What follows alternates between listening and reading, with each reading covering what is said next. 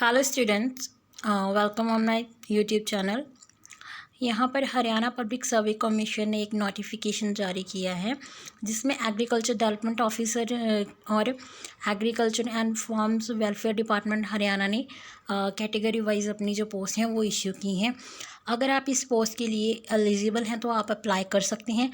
तो आइए जानते हैं इसका क्राइटेरिया क्या है और क्वालिफ़िकेशन इसके लिए क्या है पोस्ट अप्लाई करने के लिए। सबसे पहले हम कैटेगरी वाइज देख लेते हैं। जर्नल की 330 पोस्ट हैं। SC of Haryana 120, BCA of Haryana 60, BCB of Haryana 30, EWS of Haryana 60। मतलब टोटल इसकी 600 पोस्ट है। मतलब टोटल तो 700 पोस्ट हैं। 600 पोस्ट अलग हैं और जो उसकी 100 पोस्ट हैं वो अलग है। जो 100 पोस्ट वाला नोटिफिकेशन है वो भी मैं अपने चैनल में आपको डिस्कस करके इसमें अपलोड कर दूँगी अपने यूट्यूब चैनल पे। तो आइए देखिए, opening date of submission of online application is 29 June 2022 है। उसके बाद क्लोजिंग डेट है वो 19 जुलाई है। उससे पहले आप अपना फॉर्म है जो वो सबमिट कर सकते हैं। उसके बाद देखते हैं डेट ऑफ पब्लिकेशन, ये लिखा देख लीजिए।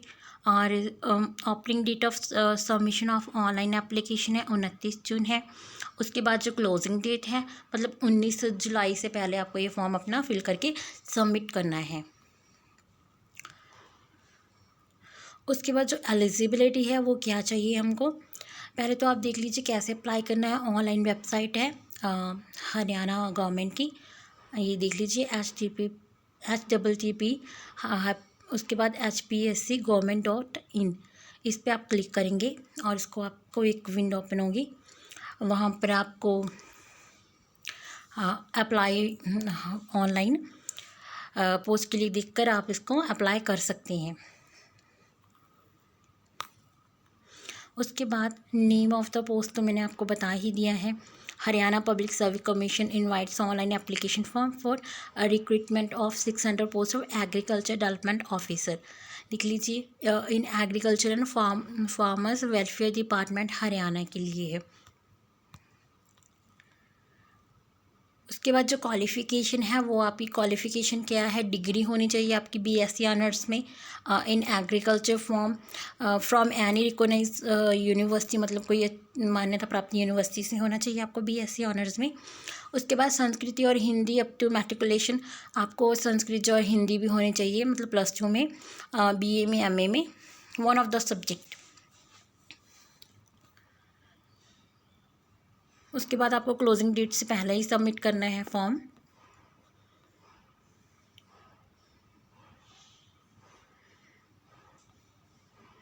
उसके बाद जो पे स्केल है वो देख लेते हैं। 35,400 से लेकर 1,12,400 है।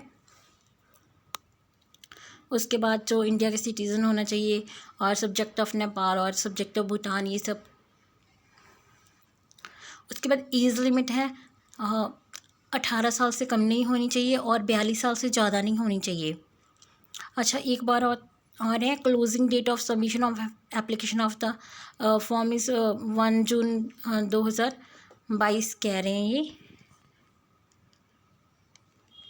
नहीं, यहाँ पर फॉर्म में मेंशन किया हुआ है, लेकिन आप 19 जुलाई से पहले अपना ये फॉर्म सबमिट कर सकते हो। उसके बाद जो रिलैक्सेशन है, अगर आप रिलैक्सेशन लेना चाहते हो 42 से कुछ ऊपर हैं तो शायद ऐसी कास्ट के लिए 5 इयर्स, बैकवर्ड क्लास के लिए 5 इयर्स।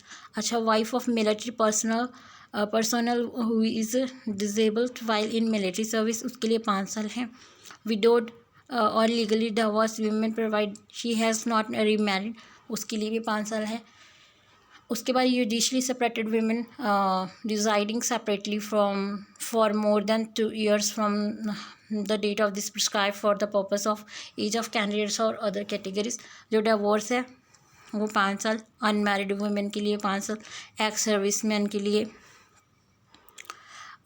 मतलब इसके लिए कुछ दे रखे हैं, जैसे his military service added by 3 years provided he has entered continuously military service for a period of not less than 6 months before he releases।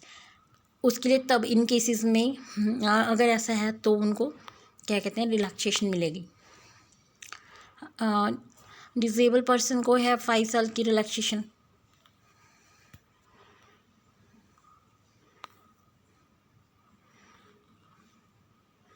देख लीजिए, एक इम्पॉर्टेंट है, अगर आप रिजर्वेशन आप अपने फादर की साइड से ले रहे हैं, मतलब अनमैरिड हैं, तो आप ले सकते हैं। मैरिड हैं तो अगर आप मैरिड हैं और रिजर्वेशन है आपके पास, तो आपके फादर के सर्टिफिकेट से ही आपको जज किया जाए कि हाँ आप एलिजिबल हैं रिजर्वेशन के लिए और या नहीं।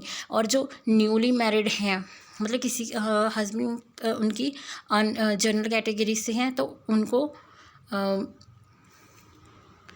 उनको रिजर्वेशन अपने फादर के उस पर भी से चेक किया जाएगा। और जो मतलब हस्बैंड अगर रिज़र्व कैटेगरी के हैं और वाइफ अनरिज़र्व कैटेगरी की है, तो उसको रिजर्वेशन यहाँ पर नहीं मिलेगा।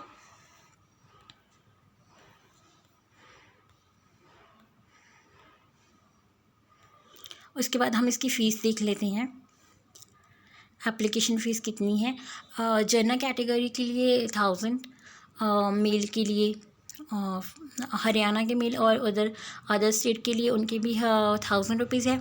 उसके बाद फीमेल कैंडिडेट्स हैं general category including female dependent of ESM of Haryana only 250।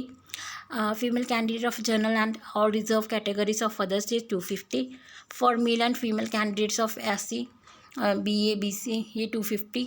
और जो डिसेबिलिटीज़ वाले पर्सन हैं उनके लिए फ़ीस नहीं है। तो ये फॉर्म अगर आप एलिजिबल हो 600 पोस्ट के लिए, ये जो 100 पोस्ट वाला है वो मैं जल्दी आपको अपने चैनल पर अपलोड करा दूँगी। Thank you.